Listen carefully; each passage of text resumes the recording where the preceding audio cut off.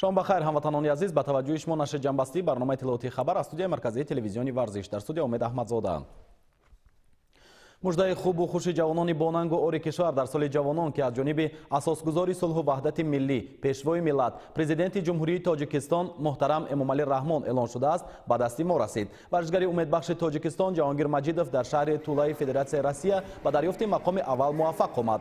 در این مسابقه اوید با جودو با افتخار هنرنمایی و تلاش‌های این گوشتگیر تاجیک در حضور هزارها نماینده رشته ورزش مذکور پرچم دولتی جمهوری تاجیکستان پرافشان گشت و سرود ملی ما صدا داد. جهانگیر مجیدوف در سبقت جام اروپا بین جودوچیان نورس اروپا در وزن تا 81 کیلوگرم بر تمام رقیبانش دست بالا گردیده برنده مدال طلا شد. این پهلوان نورس و نامآور کشور در سبقت‌ها بر نمایندگان روسیه، قزاقستان و در نیروسنجی نهایی بر پهلوان گرجی دست یافت. دستاوردهای این جودوچی نورس تاجیک در سبقت‌های بین‌المللی نظر رسند و فعلا در رده‌بندی جهانی میان ورزشگران وزنشان تا 81 کیلوگرم در مقام اول قرار دارد. جوانی که میتوان او را در سال جوانان اعلان گردیده سال 2017 نه یک بار و دو بار بلکه دهها و صد بار احسن و آفرین خواند و از پیروزی نوبتیش خوشبخت شد و افتخار کرد. این فرزند ماهر و نامبردار وطن در ورزش خوشبخت قربان محمدوف میباشد که فعلا این جودوچی تاجیک در امریکا مشق و تمرین میکند. در دایره مسابقه بین المللی که 1 اپریل سال جاری در ایالت فلوریدا ایالات متحده آمریکا برگزار گردید و پهلوانان را از 4 گوشه آمریکا روی میدان آورد، او شرکت ورزیده نام و ننگ ملت تاجیک را حفظ کرد. خوشبخت این نوبت هم روز سرخ و دست بالا گردید. خوشبخت قربان محمدوف در رشته گشتنی جودو در وزن 66 کیلوگرم هنرنمایی نموده بر همه رقیبانش دست یافت. مسلم است که پاداش این پیروزی مدال طلاست و برشدن به مقام پر افتخار اول. قدم‌های مستحکم خوشبخت روی میدان جودو نزدیک به میدان بازی‌های المپی است، چرا که هدف اصلی این ورزشگر نامآور تاجیک توکیو 2020 است و بس. در این باره به برنامه خبری شبکه تلویزیونی ورزش روزنامه‌نگار ممتاز و ورزیده تاجیک ظفر سعیدوف از امریکا اطلاع داد. در دوشنبه مسابقه انتخابی جام آسیا 2018 میان منتخب‌های ملی زنانه 6 کشور شامل گروه ا اردن، فیلیپین، بحرین، عراق، امارات متحده عرب و تاجیکستان امروز آغاز یافت. سبقت‌ها در این زمینه تا 12 اپریل سال روان ادامه می‌کنند.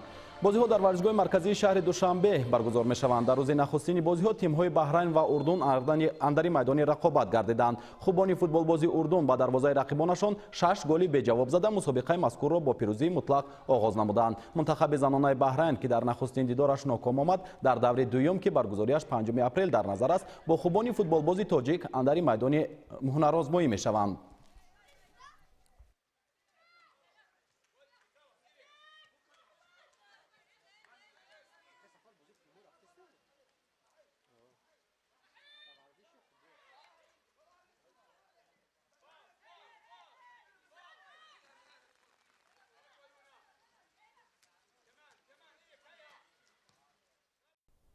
نیمه دومی همین روز منتخب‌های ملی زنانه تاجیکستان و عراق با هم میدانداری نمودند. خوبان فوتبال بازی تاجیک در این دیدار از خود مهارت و ملکه شایسته نشان داده با عزم قوی تنها و تنها برای غلبه کوشش به خرج دادند. این تلاش‌ها را بازیگر ممتاز منتخب ملی مملکت جانانه حلیمова با توپ به ثمر رسانیده‌اش تقویت بخشید. اما این پیروزی آسان به دست نیامد، چرا که وابسته از تلاش و تردد بازیگران هر دو تیم در پایت اول حساب دیدار ناکشاده ماند و خوبان فوتبال بازی تاجیک و عراقی از میدان بدون گل به تنفس برآمدند. در پایت دوم نیز بازی مجرای شدید و جالب و جاذب کسب نموده چندین حالت‌های خطرزا و گل آور نزد دروازه‌های تیم‌ها سازمان یافت. ضمن یک بازیسازی زیبا و با فوتبال بازان تاجیک رخنه کردن دروازه رقیبان در دقیقه 87 دیدار میسر شد. مؤلف این گل جانانه پیروزی آور فوتبال باز دختر شناخته تاجیک جانانه حلیمова گردید. نوابسته به رقابت مشدد در قسم دوم با زدن گل دیگر دسته‌ها دست نیافتند و هشتک داور از غلبه خوبان فوتبال بازی تاجیک بشارت داد. بازی مذکور منتخب ملی زنانه تاجیکستان از آن شهادت می‌دهد که تدبیرهای اندیشیده فدراسیون فوتبال تاجیکستان و مسئولین دسته در نسبت تقویت و تکامل بخشیدن این رشته ورزش در میان این قشر جامعه ثمره دلخواه آوردن دارد. یادآور می‌شویم که بازی دیگر شامل همین روز میان تیم‌های فیلیپین و امارات متحده عرب صورت گرفت. مرحله دیگر رقابت‌ها 5 اپریل سال روان در نظر بوده. در این روز خوبان فوتبال بازی هموطنی ما با همتایان خود از بحرین قوا می‌آزمایند. در بازی‌های دیگر همین مرحله دسته‌های فیلیپین و عراق و اردن و امارات متحده عرب اندر میدان رقابت می‌شوند.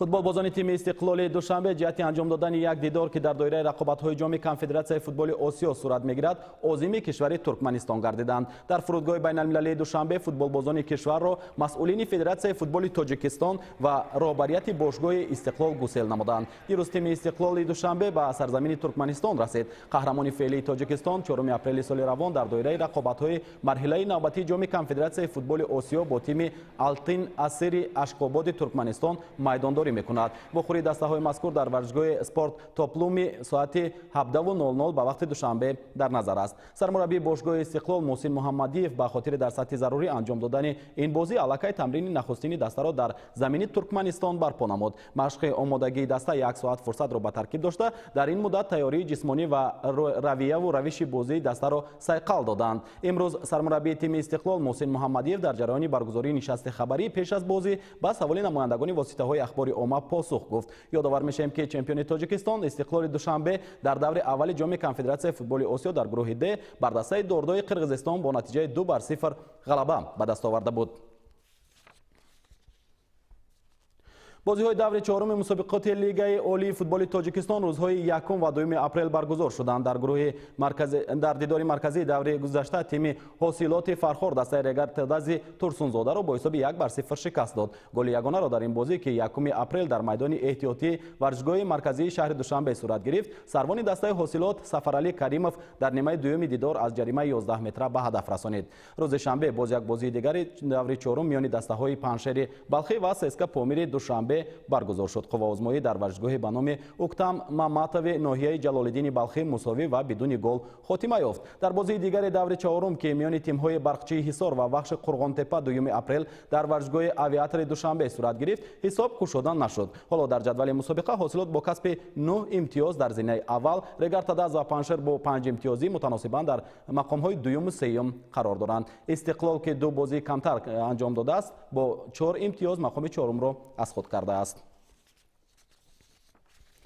дар федератсияи футболи кишвар маросими қуръакашии лигаи аввали чемпионати тоҷикистон баргузор гардид. дар ин мавсим дар лигаи аввали футболи кишвар 12 тим бо ҳам баҳри ба даст овардани зинаҳои ифтихорӣ рақобат мекунанд. шарҳи бештар дар гузориши ҳамкорони мо.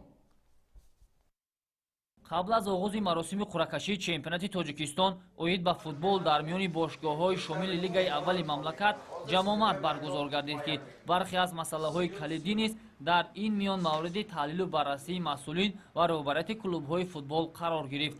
иттилоъ доданд ки қабл аз шурӯи мавсим шароит ва имкониятҳои тимҳои футбол бахусус варзишгоҳ, либос, ҳайатҳои тим, шароити машқу тамрини футболбозон ва дигар паҳлӯҳои ин масъала ба талаботҳои муқарраргардидаи футболи кишвар ва конфедератсияи футболи осиё мутобиқ гардонида шуданд ки он барои беҳтар ва дар сатҳи зарурӣ баргузор гаштани сабқатҳо дар тӯли мавсим кӯмак хоҳанд кард. барои иҷрои талаботҳои зарурӣ аз ҷониби федератсияи футболи тоҷикистон комиссияи махсус низ ташкил шуда буд ки он тамоми дастаҳои футболи шомили лигаи аввалро санҷиш намуд. ҳамин тавр барои тимҳои футболе ки дар лигаи аввал бозӣ хоҳанд кард як вақти муайян низ ҷудо карда шуда буд то онҳо ба мавсими ҷадид омодагии ҳамаҷониба бигиранд. 12 тими футбол дар ин мавсим дар лигаи якуми чемпионати тоҷикистон бозӣ менамоянд ки рақобатҳо аз моҳи апрел оғоз мешаванд. дар маросими қуръакашӣ бошад тимҳо рақибони худро низ муайян намуданд. даври аввали вохӯриҳо рӯзҳои 14 ва 15 апрел доир мегардад ки дар як рӯз баргузории 3 бозӣ ба нақша гирифта шудааст. имсол якчанд тими футболи ҷадид дар ҳайати лигаи аввал фаъолият хоҳанд кард ки онҳо қаблан дар лигаи олӣ буданд ва ҳамчунин ғолибони лигаи дуюм низ акнун дар лигаи аввал ҳунарнамоиро идома хоҳанд дод. طبق مقررات برگزاری مسابقه و برنامه تعرضی نموده لیگ ملی فوتبال کشور دسته‌ای که غالب لیگ اول می‌گردد و لیگ عالی را ختم می‌گیرد.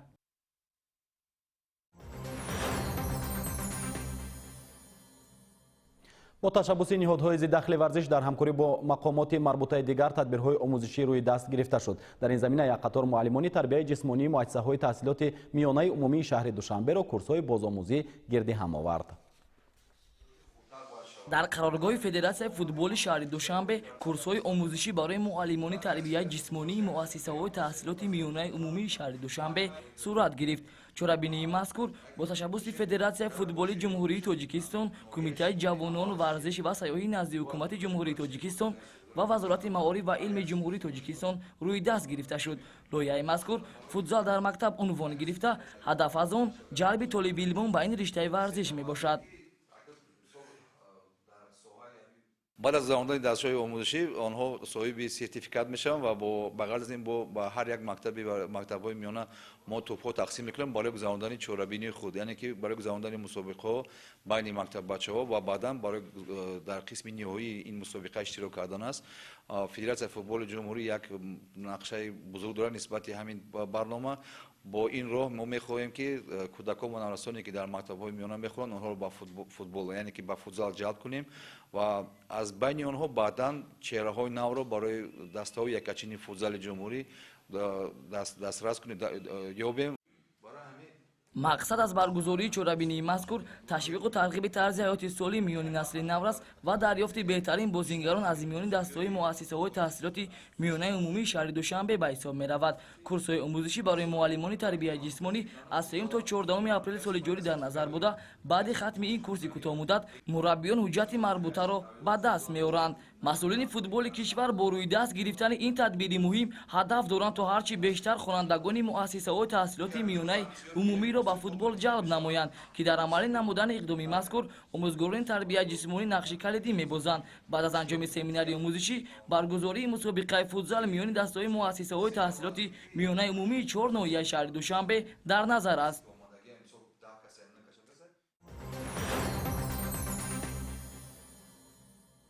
در شهر خوجان مسابقه جمهوریوی اوید با سامبو به خاطر گرامیداشت سید مومن رحیموف برگزار شد. در این چرابینی فرا جمهوریوی تهمتن‌های تاجیک از منطقه‌های مأموری کشور شرکت و برای پیروزی هنرآزمایی نمودند. این چرابینی بیش از 150 سامبوچی تاجیک را به هم آورد. عبدالرشید رحیمی از رفت این مسابقه جمهوریوی گزارش می‌دهد. در قصر ورزشی شهر خوجان مسابقه جمهوریوی اوید با سامبو بین جوانانی از 18 تا 20 ساله بخشیده به گرامیداشت خاطر سید مومن رحیموف برگزار شد. نمایندگان کمیته جوانان ورزش و سیاحی نزد حکومت جمهوری تاجیکستان، رهبریت فدراسیون سامبوی کشور، نمایندگان ریاست جوانان ورزش و سیاحی ولایت سوخت و مربیان این نمود در مراسم گشوده شوی این مسابقه جمهوریوی هدف اساسی برگزاری مسابقه را در دریافت بهترین سامبوچیان کشور، تأسیس دسته یکچینی مملکت در این رشته ورزش و با چمپیونات آسیا اوید با سامبو که ماه می در جمهوری ازبکستان برگزار می شود سفربر نمودن آنها ارزیابی کردند. هدف گذراندن این چهاربینی برای معین نمودن تیم منتخب جمهوری تاجیکستان و پیدا نمودن چهره‌های نو گذشته ساده است. ما باوری کامل داریم که چون هر وقت از نتیجه های گذشته این نمود رو بلند شده باز کوشش به خرج میکنیم که شماره آن پهلوانان و آن جوانان نورسی که امروز با مهارت و ملکه خود مثلا مخلصان خود را شاد میگردونند زیاد نماییم و دسته تیم منتخب جمهوری را تا برگزاری چهاربینی ورزشی اوید به گشتن سامبو برای اشتراک چمپیونات آسیا تیم‌های منتخب را اندیق میکنیم و آماده میسازیم. در مسابقه بیش از 150 نفر گوشتنگیران در وزن‌های از 48 تا زیاده از 100 کیلوگرم از تمام منطقه‌های کشور اشتراک نموده برای دریافت مقام‌های فخری بین هم وزن‌های خویش زورآزمایی کردند. در وزن‌های ذکر شده از بین 150 نفر بعد رقابت‌های شدید تنها به 10 نفر بهترین‌ها اشغال نمودن مقام‌های یکم میسر شد و آنها به هیئت دسته یکچین جمهوری تاجیکستان در نمود سامبو بین جوانان شامل شدند.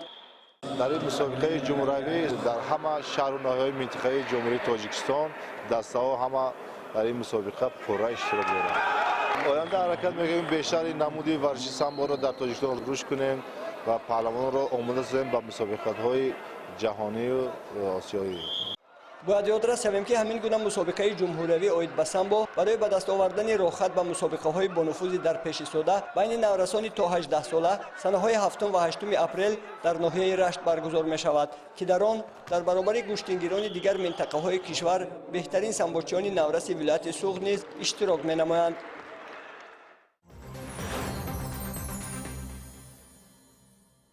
سرزمین تاجیکستان با اعتنا بر فضای راحت راهاندازی مسابقه‌های گوناگون ورزشی هرچی بیشتر توجه مسئولین تربیت جسمانی مملکت را زیاد به خود اختصاص می‌دهد. دلیل قاطع این گفته‌ها مسابقه عمومی رسیگی اوید به فوتبال خرد که در شهر قرغانتپه ولایت ختلان روی دست گرفته شد میباشد. дар шаҳри қурғонтепаи вилояти хатлон марҳилаи аввали мусобиқаи кушоди умумии россиягӣ оид ба футболи хурд миёни дастаҳои хонаҳои кӯдакон ва мактаб-интернатҳои ҷумҳурии тоҷикистон таҳти унвони оянда аз ту вобаста аст сурат гирифт. Мусобиқаи мазкур бо ташаббуси Федератсияи футболи вилояти хатлон, Кумитаи кор бо ҷавонон, варзиш ва сайёҳӣ назди ҳукумати ҷумҳурии тоҷикистон, Вазорати маориф ва илми ҷумҳурии тоҷикистон ва ширкати мобилии Мегафон миёни кӯдакони солҳои таваллудашон 2004-2005 роҳандозӣ гардид. Ҳадафи баргузории чорабинӣ ҷалби кӯдакони наврасон ва тарбиятгирандагони мактаб-интернатҳое ки маҳрум аз парастории волидон мебошанд ба соҳаи варзиш ба шумор меравад. Ба иқрори масъулини чорабинӣ бадиносо маъракаҳо ба раванди оммавӣ гардонидани футбол дар ҷомеа мусоидат мекунад. мусобиқаи мазкур бо мақсади оммавияти варзиш, тарғиби махсусан намуди варзиши футбол, манҷалби наврасон ба тарзи ҳаёти солим баргузор гардид таҳти унвони оянда аз ту вобаста аст ва мусобиқоти мазкур дар як сатҳи хуб, дар сатҳи хуби ташкилӣ бо иштироки дастаҳои навоҳии минтақаи Қурғонтепаи вилояти Хатлон ҷамъбаст гардид. дар ин чорабинии варзишӣ 6 дастаи мактаб-интернатҳои ҳудуди вилояти Хатлон саҳитараш тимҳои Вахш, Ёвон, Қубодиён, Шаҳри Туз, Ҷалолиддини Балхӣ ва Абдураҳмони Ҷомӣ миёни ҳам рақобат карданд. дар вохӯрии аввали даври нимниҳоӣ мактаб-интернати ноҳияи Абдураҳмони Ҷомӣ дастаи Қубодиёнро бо ҳисоби бузурги 4-1 мувоҷиҳ шикаст намуда рӯхати даври дигарро ба даст овард. дар бозии дигари даври мазкур мактаб-интернати ноҳияи Ҷалолиддини Балхӣ дастаи Ёвонро бо ҳисоби 3-1 шикаст дод. барои ба даст овардани зинаи сеюм мактаб-интернати ноҳияи Ёвон бо дастаи Қубодиён рақобат намуд. бозӣ ҷолибу ҷозиб сурат гирифта футболбозони мактаби-интернати ноҳияи Ёвон бо задани 5 голи беҷавоб мақоми сеюми мусобиқаро ба номи худ муҳр заданд. дар сабқати ниҳоӣ бошад мактаб-интернати ноҳияи Абдураҳмони Ҷомӣ бо ҳисоби калони 6-1 ба дастаи Ҷалолиддини Балхӣ даст ёфта унвони қаҳрамониро марбути номи худ сохт.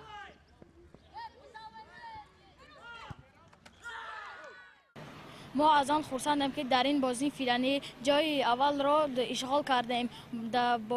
бо ҳисоби 6-1 дастаи Ҷалолиддини Балхиро шикаст додем.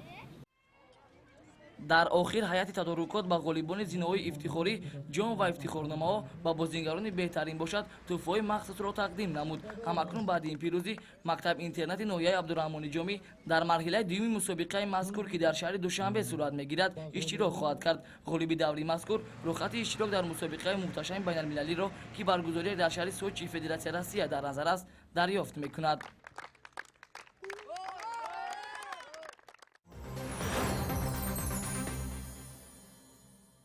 бинандаи арҷманд ин охирин хабари ҳамин нашр буд. ба шумо шаби хушу ба фароғат таманно дорам. саломат бошед.